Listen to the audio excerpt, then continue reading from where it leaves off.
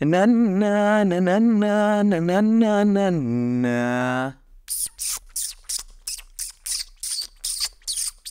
Yang artinya nomor satu adalah memberi salam. Lo, halo. Kembali lagi bersama saya, Oton. Seperti yang kita tahu, restoran berkelas adalah tempat makan yang mewah, autentik, dengan cita rasa makanan yang lezat dan berkualitas tinggi. Tak kurang para crazy rich merogoh fulus ingin menikmati menu yang berada di sana. Di dalam kelezatan di setiap menu, tak luput dari kehebatan skill koki yang memasaknya. Tapi, koki yang memasak di restoran film ini berbeda. Benar-benar berbeda. Ora umum. Tanpa mengurangi rasa kekepoan Anda, berhentilah garuk-garuk. Karena yang suka garuk, member kelima Blackpink. Dan mari kita masuk intronya.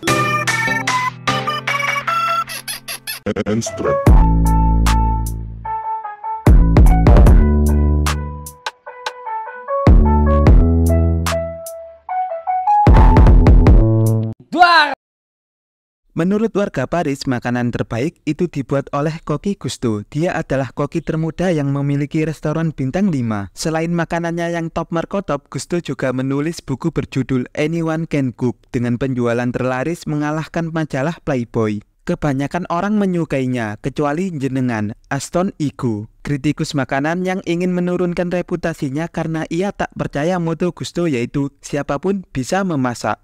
Inilah Ratatouille. Scene dimulai dengan sebuah koloni tikus dan salah satunya bernama kartu Remy, panggil saja Remy. Juga Emil, kakaknya yang mudah kagum, dan pimpinan koloni bernama Jango sekaligus bapak dari dua bersaudara ini. Remy sendiri mempunyai kelebihan dalam indera perasa dan penciuman yang tajam. Dibuktikan ketika ia menyelamatkan sang bapak dari makanan yang sudah ditaburi racun tikus. Ternyata bau aneh itu adalah racun tikus. Sampai sang bapak melihat talenta si anak dan memberikan job pengecek racun tikus. Hari-harinya Remy selalu kontra terhadap bapaknya. Jika kita pencuri, mengapa mencuri sampah? Kan lebih enak mencuri di dapurnya nenek tua, Pak. Udah boyoen, rabun, ompong lagi. Bapaknya mewanti-wantinya agar menjauhi manusia karena membahayakan bagi mereka. Namun, larangan adalah perintah. Remy tiap hari pergi ke dapur rumah melihat sang inspiratif The Best Koki Paris Gusto. Suatu ketika Remy menemukan jamur dan dengan bantuan kakaknya Emil, ia memasak jamur tersebut bersamaan dengan keju yang ditemukan Emil dimasak di atas cerobong asap rumah. Don. Ya, matang sudah. Ada smoky-smoky rasa beldeknya gitu.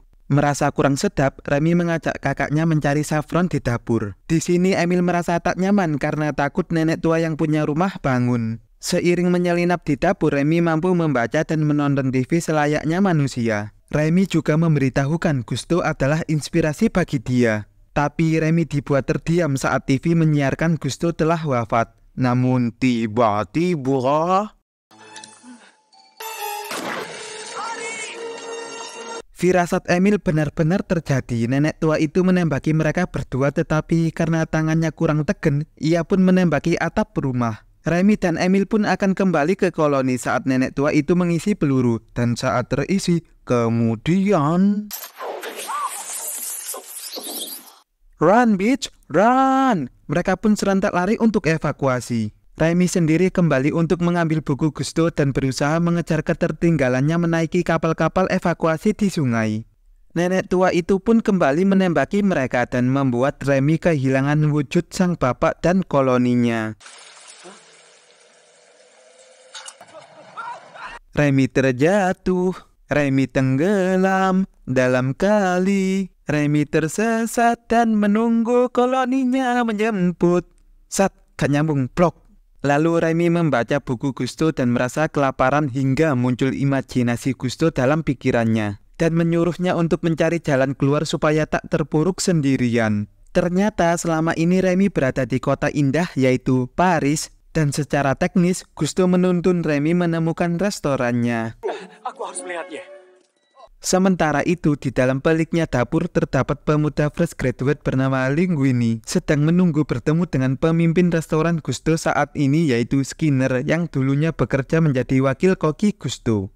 Linguini sendiri adalah anak mantan pacar lama Gusto bernama Renata yang baru saja menyandang gelar almarhum. Ia memberikan surat dari ibunya kepada Skinner dengan harap anaknya Linguini mendapatkan pekerjaan di sini. Awalnya Skinner marah karena bawahannya menerima tanpa ada izinnya, tetapi seketika lega diterima sebagai tukang sampah. Di sisi lain, Remy bermain tebak-tebakan bersama Gusto teman imajinasinya tentang peran orang-orang di dapur termasuk Linguini yang menurut Remy tak penting. Dan betul, baru saja dibahas, Linguini menumpahkan sup dan mensok kabelos apapun bahan ke dalam sup. Remy yang geregetan melihat itu terjatuh ke dapur.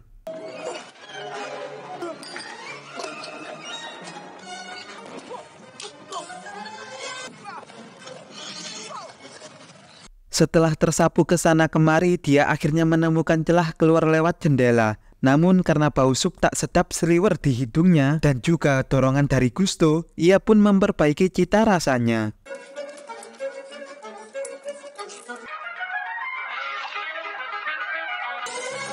Lah, kaget, Linguini menyembunyikan Remy sementara ia diamuk Skinner karena dipikir telah mengubek-ubek supnya. Dan tanpa disadari, chef lain menghidangkannya ke pelanggan restoran. Dan entah disebut hari apes atau hari keberuntungannya, pelanggan itu adalah kritikus makanan bernama Lake City dan beliau suka sup itu. Skinner masih tak percaya Linguini yang membuat sup dan masih ingin memecatnya. Namun Colette, salah satu chef, menentang bahwa siapapun bisa memasak dan Skinner memberikan tanggung jawab Linguini kepada Colette. Di situ Remy ingin keluar dari dapur tetapi keciduk duluan oleh Skinner. Untungnya Linguini satset memasukkan Remy ke toples. Jika tidak, mungkin sudah mateng jadi rica-rica tikus. Skinner pun menyuruh Linguini membuangnya jauh-jauh.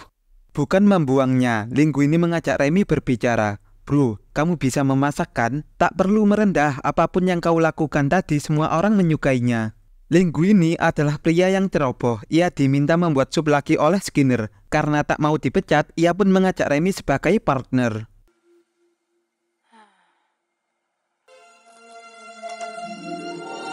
Remy pun diboyong ke kediamannya, sebuah apartemen kecil dengan spot pemandangan indah gemerlapnya kota Paris.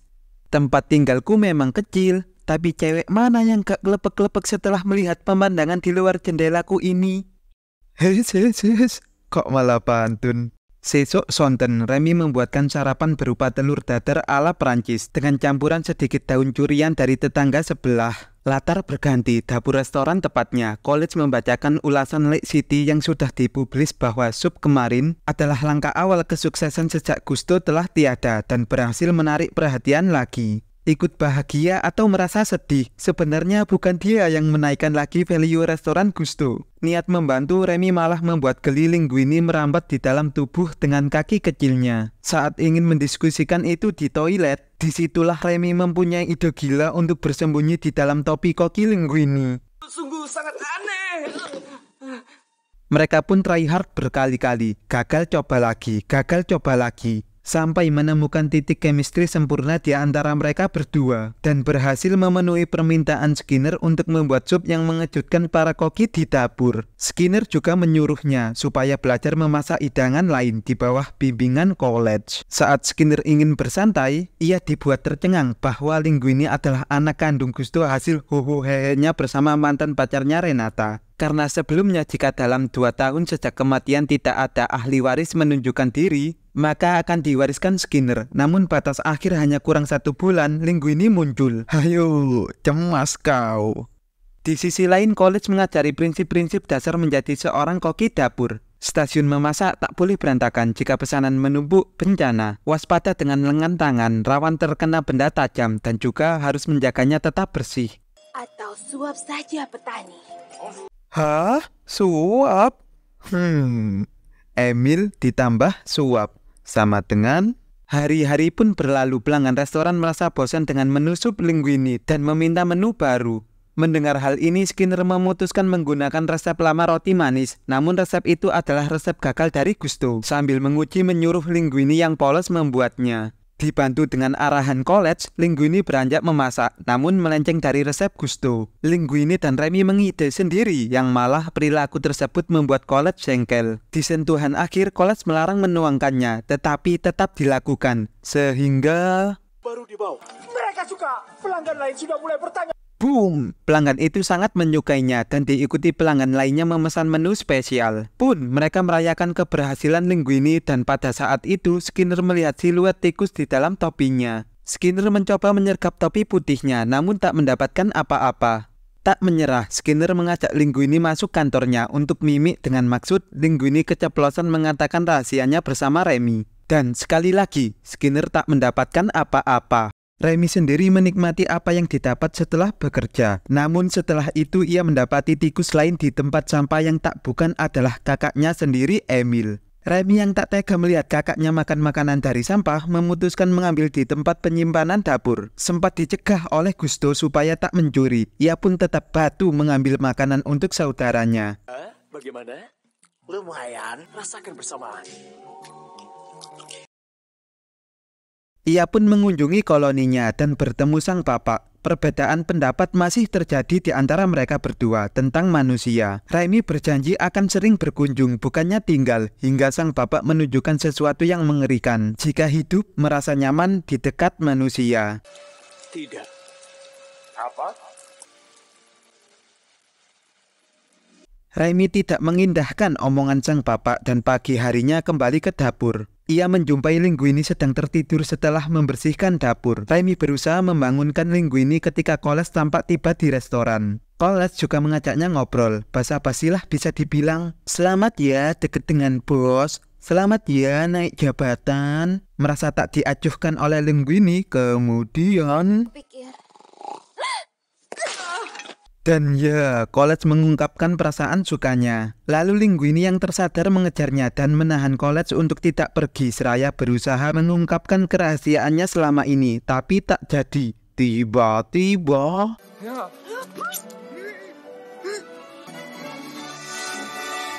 Sementara di kantor, Skinner bimbang antara memecat Linguini atau tidak. Pengacaranya mengecek sendiri bahwa DNA sama. Umur tepat, dipastikan itu anak kandung Gusto. Pengacaranya lalu menyarankan untuk memecatnya setelah tenggat batas waktu surat wasiat itu selesai.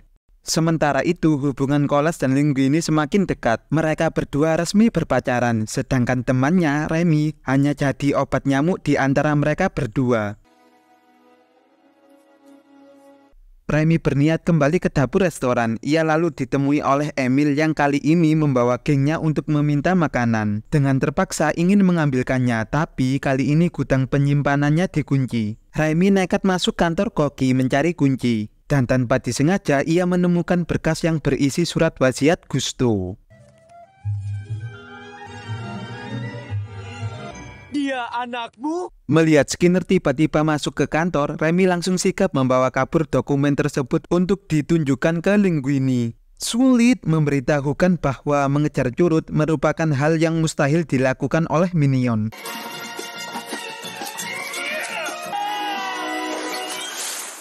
Saat kembali ke kantornya, di sana ada Linguini, sekaligus semua para staf telah mengetahui fakta yang sebenarnya. Skinner pun berhenti dari restoran Gusto. Linguini mengalami perubahan besar, mulai dari karir, tempat tinggal, sampai percintaan. Di tempat lain, Aston Igo, salah satu kritikus yang membuat restoran Gusto terpuruk, dibuat kaget atas berita kembalinya masa keemasan restoran itu dan berhasrat meninjaunya lagi. Kembali ke Linguini, ia merayakan puncak kepopulerannya dengan melakukan konferensi pers. Salah satu wartawan melontarkan pertanyaan kepadanya, namun jawaban yang diucapkan membuat sakit hati Remy. Tak lama kemudian datanglah The Killer kritikus Anton Igo yang ingin membuktikan sendiri apa yang membuat restoran ini kembali populer seperti dulu. Kau payah, kau bodoh. Remy yang gelap mata langsung mengajak semua para koloni untuk mencuri makanan di dapur. Tetapi saat menjalankan aksinya, secara mendadak muncul Linguini. Ia sepenuhnya minta maaf atas kelakuannya di konferensi tadi. Namun, Linguini dibuat marah ketika tahu Remy mengajak kawan-kawannya nyolong makanan di dapur. Kau tidak datang? Aku hilang selera.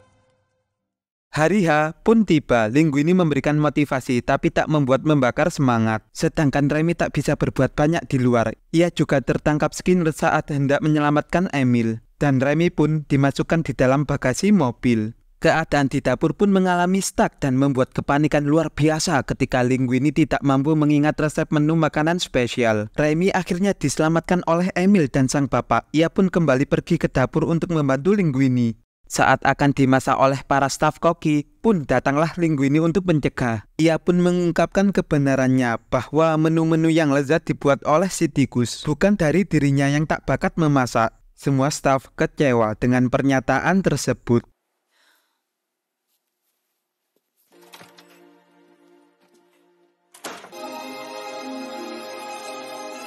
Sang bapak lalu melihat tekad kuat dari anaknya di dunia memasak dan memerintahkan seluruh koloni untuk membantu. Diawali dengan menangkap inspektur kesehatan dan Skinner supaya tak mengganggu, Remy membagi koloninya beberapa kelompok. Melihat hal tersebut, Linguini kembali bersemangat dan menjadi pramusaji.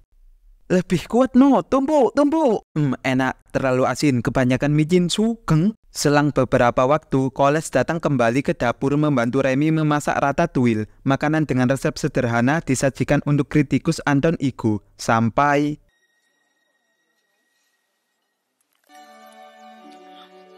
Dan ya, Ego dibuat termangu sebentar mengingatkannya akan masakan ibu. Ia ingin berterima kasih kepada koki yang memasak hidangan itu. Namun, Coles menyuruhnya untuk menunggu semua pelanggan di restoran itu pergi. Saat bertemu koki tersebut, Ego mengira ini hanya lelucon. Hingga saat Linguini menjelaskannya, senyum Ego menghilang. Ego melihat proses pembuatannya tanpa reaksi dan mengucapkan terima kasih, lalu pergi tanpa mengucapkan sepatah kata lainnya. Sesuk sonten, Ego mempublikasikan ulasannya yang sangat memuaskan dan menyatakan Remy meskipun tak digambarkan secara terperinci adalah acuan sekaligus bukti untuk moto Gusto, siapapun bisa memasak. Meskipun restoran Gusto ditutup karena inspektur kesehatan melaporkan ada tikus ke pihak berwenang, serta Ego kehilangan pekerjaan dan kredibilitasnya sebagai kritikus makanan, namun tak ada rasa penyesalan di raut wajahnya, karena ia menjadi investor dari restoran yang dibangun Linguini beserta pacarnya Coles dan koki kecil Remy. Tamat. Sedikit kutipan dari film ini yang membuat saya, anjay, seperti ini. Perubahan adalah sifat, bagian yang dapat kita pengaruhi, dan semuanya dimulai saat kita memutuskan. Remy si koki kecil. Tidak semua orang bisa menjadi seniman hebat, tapi seniman hebat bisa datang dari mana saja. Kritikus Anton Ego. Bukan untuk orang penakut, kau harus menjadi imajinatif, berkemauan keras. Cobalah hal yang mungkin tidak berhasil, dan jangan biarkan siapapun menentukan batasanmu, karena latar belakangmu. Batasannya hanyalah jiwamu, dan yang berani akan menjadi koki hebat. Auguste Gusto. Jika fokus dengan yang telah kau tinggalkan, kau tidak akan pernah melihat apapun di masa depan. Sekarang bangun dan lihat sekelilingmu. Almarhum Auguste Gusto. Dan ada satu lagi saya tempatkan di urutan terakhir bukan tanpa sebab, tapi coba dengarkan. Apabila hal kecil tidak dikerjakan dengan tuntas, maka kita tidak dapat menundukkan hal besar dengan benar. Jangan menyerah, taklukkan dunia. Alas ya boy. Kutipan dari siapa ya? Saya lupa. Aduh, siapa ya Pak siapa ya? Kalau di antara teman-teman ada yang tahu, coba tulis komen di bawah ya. Saya bayar. Makasih, tapi saya selaku Open dan tim direksi bila kami ada salah kata dan perbuatan, kami mohon maaf sebesar-besarnya. Aloha.